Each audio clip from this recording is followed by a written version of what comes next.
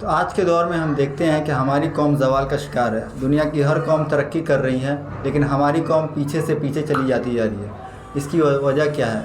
جو لیڈر ہماری قوم کے رہتے ہیں وہ ذمہ داری لیتے نہیں ہیں. وہ کہتے ہیں لوگ ذمہ دار ہیں جو اپنے آپ کو آگے بڑھانا نہیں چاہتے ہیں, اور جو لوگ ہیں وہ کہتے ہیں لیڈر ذمہ دار ہیں جو ہمارے لیے کچھ کر نہیں رہا. تو آخر اتنے سارے جو الزامات دونوں ایک دوسرے پہ لگاتے ہیں, ان میں سے کون صحیح ہے؟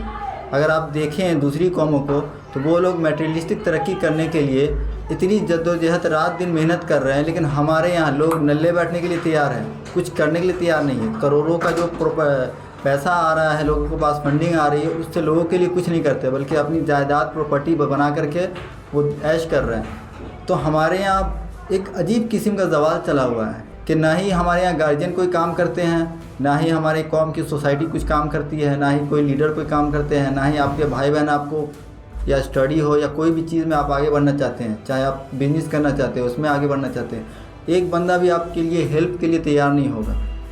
اس کے ریزن کیا ہے؟ اور خاص کر کے یہ ہماری قوم میں زیادہ دکھایا جاتا ہے. یعنی وہ قوم جو اردو زبان جانتی ہے, لکھتی ہے, پڑھتی ہے. یہ الگ بات ہے کہ وہ قوم کی جو زبان اردو ہے ان سے وہ کٹ چکے ہیں پورا. آج کے دور میں اردو زبان کی کوئی ریلیونٹ نہیں ہے. آج انگلش کو زیادہ زور دیا جاتا ہے کیونکہ اس کی جو ووکیبلری ہے وہ ریلیونٹ ہے. میں کہتا ہوں ایک الفاظ مقصد یا مقاصد, تو آپ اس سے کیا لیتے ہیں؟ کوئی آپ کے ذہن میں ریئل ورلڈ میں پریکٹیکل شکل اس کی کوئی نظر نہیں آتی ہے. لیکن میں کہوں گا کہ زندگی کا ایک پرپز ہے, آپ کو پرپز سے کام کرنا چاہیے. تو پرپز سنتے ہی آپ کے اندر ایک الگ موٹیویشن آتی ہے. تو اس کو کہتے ہیں زبان کا زندہ ہونا, یعنی زبان ریلیونٹ ہے. یہ کام کرتے ہیں لوگ, جو قوم میں جو لوگ ہوتے ہیں وہ اپنی زبان کو ترقی دیتے ہیں, ڈیولپ کرتے ہیں, اس کا فونٹ ڈیولپ کرتے ہیں, اس کا جو اسکرپٹ ہے اس کو ڈیولپ کرتے ہیں. ہمارے یہاں یہ چیز چلتی نہیں ہے, زیرو ہو چکی ہے. یعنی ہمارے یہاں آج ایک سافٹ ویئر ہے ان پیج اور ایڈوب ان ڈیزائن جو غیر قوم کی ہے. اگر ان ڈیزائن اگر آپ دیکھیں تو اس میں اتنی ترقی کی ہوئی ہے کہ اس میں آپ کو اتنا زیادہ ٹولس دیا جاتا ہے کہ آپ ایک سے ایک ڈیزائن, ایک سے ایک چیزیں, بزنس کے لیے, آرٹس کے لیے, ڈرائنگ کے لیے, ہر ایک چیز آپ بنا سکتے ہیں اس سے آپ. بلکہ ایجوکیشن لیول میں اتنا زیادہ اس کو یوز ہوتا ہے کہ آپ اس کا اندازہ نہیں لگا سکتے. لیکن وہی ہمارے یہاں ایک سافٹ ویئر ہے ان پیج, اس کا آپ دیکھیں ذرا, CSS دیکھیں, لے آؤٹ دیکھیں, اس کا یوزر انٹرفیس دیکھیں. 2020 سال ہو گئے, 2000 سے آپ دیکھیں گے اس میں کوئی بھی ڈیولپ نہیں آیا, اس میں کوئی بھی ورژن نہیں آیا, اس کا اپڈیٹ نہیں آیا. تو آخر ہمارے یہاں جو اردو قوم کا زوال چل رہا ہے اس میں ہمارے علماء لوگ کی کمی نہیں ہے. ان لوگوں نے بہت ساری محنتیں کی ہیں, بہت ساری کتابیں لکھی ہیں. اگر آپ اردو کا تاریخ دیکھیں تو اردو زبان میں ایسے ایسے انٹلیکچوئلس, علماء, تھنکرز, فلاسفرز پیدا ہوئے ہیں جن لوگوں نے قوم کو آسمان پہ پہنچانے کا پورا روڈ میپ دیا ہے آپ کو.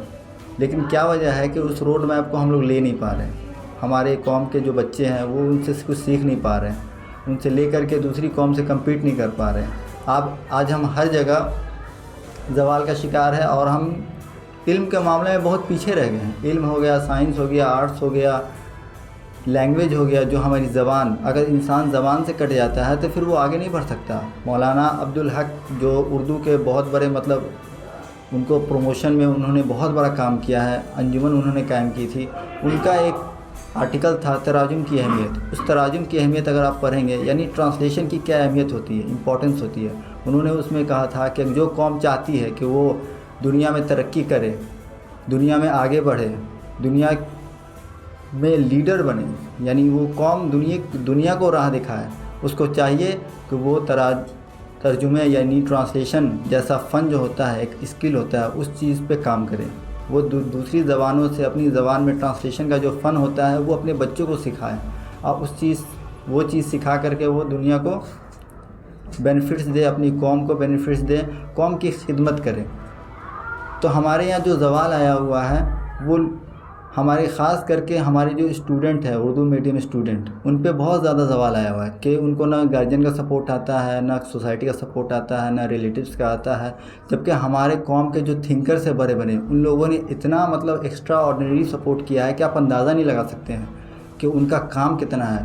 لیکن بس ہمیں چاہیے کہ ان کے کام کو اور آگے بڑھائیں, ایک اسٹیپ لوگوں تک پہنچائیں. آج ان کی کتابیں پڑھی ہوئی ہیں لیکن کوئی ان تک رسائی حاصل نہیں کر پا رہا ہے, ان تک پہنچ نہیں پا رہا ہے. تو اس کی وجہ یہی ہے کہ کہیں نہ کہیں ہم اردو زبان کو یا ٹیکسٹ کو ڈیجیٹائز کرنے میں यानी उसको डिजिटल प्लेटफॉर्म पे लाने में कहीं ना कहीं नाकाम रहे हैं, जिसकी वजह से हमें ये ज़वाल का सामना करना पड़ रहा है कि आज हमारी कौम पीछे जा रही है। और नेक्स्ट इसका सॉल्यूशन क्या है?